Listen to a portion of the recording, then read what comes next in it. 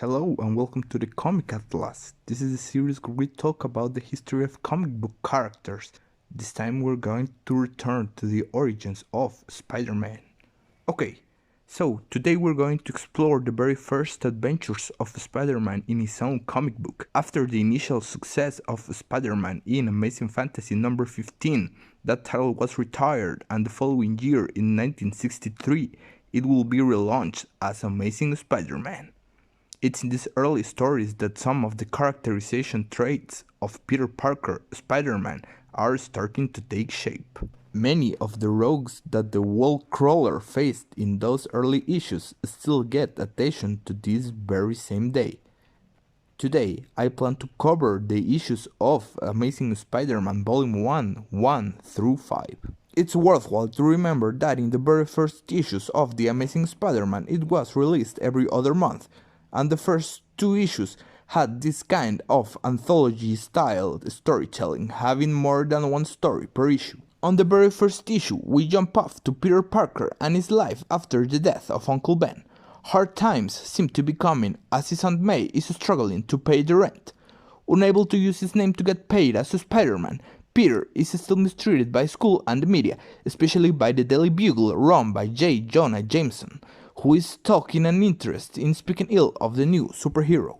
The destinies of both J. Jonah Jameson and Spider-Man will intersect for the first time not too long after. In an orbit flight led by Captain John Jameson, Spider-Man will be forced to interfere as the ship seemed about to crash. While he wants to be perceived as a hero, the Daily Bugle doubles down on calling him a menace, as the timeless feud between J. Jonah and Peter takes shape.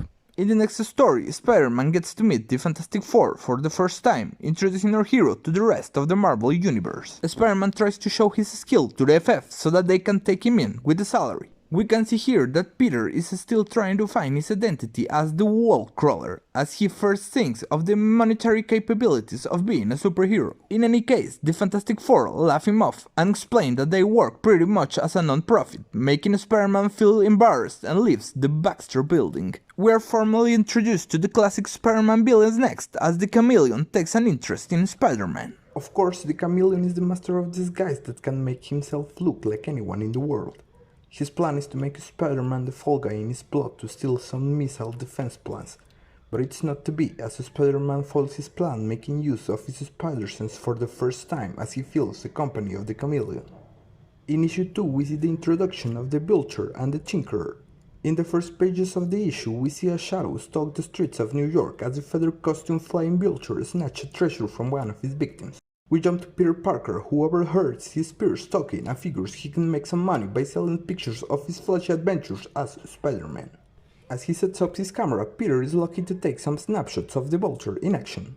The ensuing fight ends up with the Vulture trapping Spider-Man inside a water tower and leaving him for dead. But he doesn't count that the willpower and strength of the hero will take him out of the tower. As he concedes the first round to the Flying Menace, Peter makes some adjustments to his costume, adding a belt and an extra cartridge of web fluid for if he runs out. We jump to the offices of the Daily Bugle and we see Peter selling action pictures of the Vulture.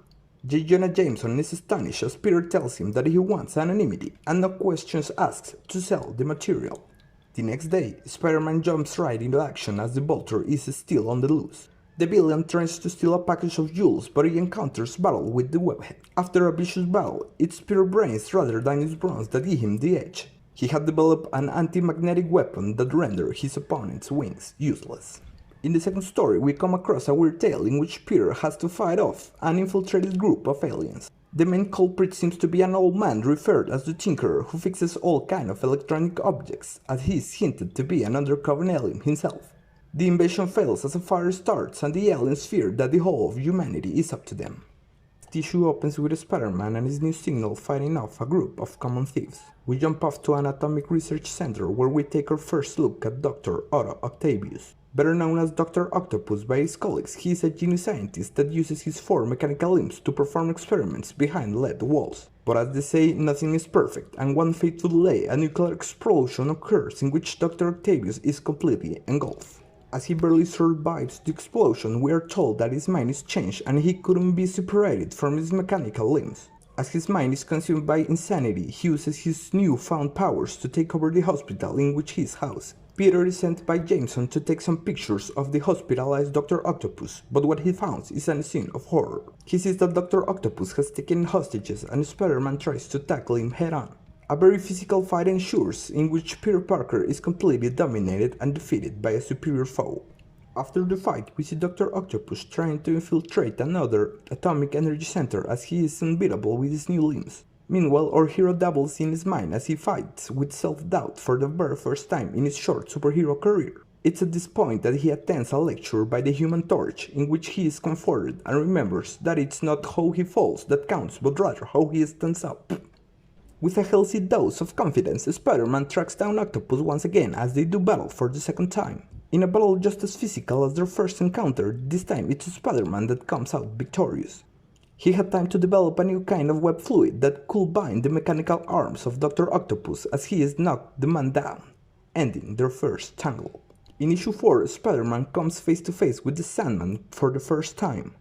In the first pages, we start to see the effect of Jameson's newspaper reporting on the people of New York, as both civilians and police officers as they seem to treat Spider-Man as another masked menace. It's later that we see Peter coming face to face with the Sandman. This new villain beats Peter Parker's ass as he is unable to even touch him without his body turning into sand.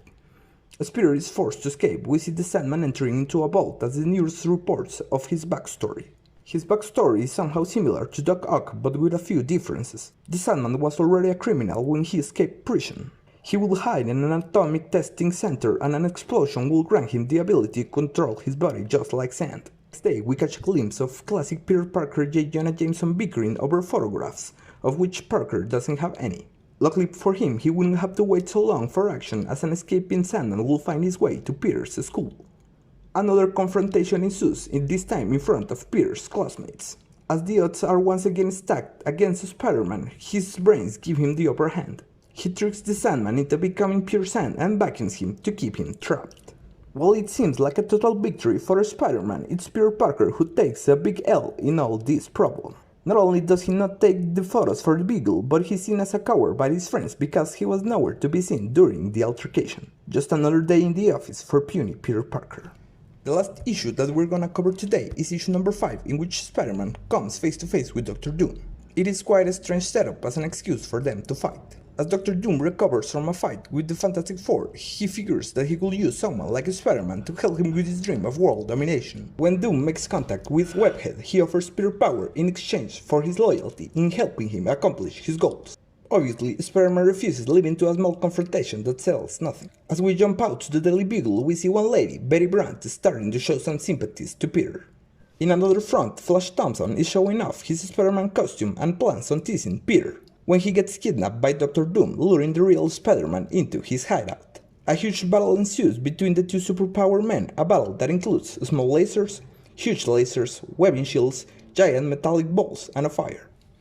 Dom is chased away by the FF who saved Flash Thompson. Whatever the case, Flash is still treated as a hero the next day in school, to a flabbergasted Peter as his rival proclaims himself as the big man on campus. The fight was cool, but it almost felt as though the whole interaction with Doom took a backside to some kind of character works for Spider-Man's side characters. The first issues of The Amazing Spider-Man are practically independent to one another, as the nature of stories back then was more episodic rather than following an overarching story throughout many consecutive chapters. The thing I like the most in these early issues is the idea that Peter Parker doesn't have to beat every villain by the use of merely brute strength. Rather, he uses his knowledge of technology and science to overcome the odds. Especially when he's out of his element, like when he's fighting the Vulture, Doctor Octopus, and Sandman.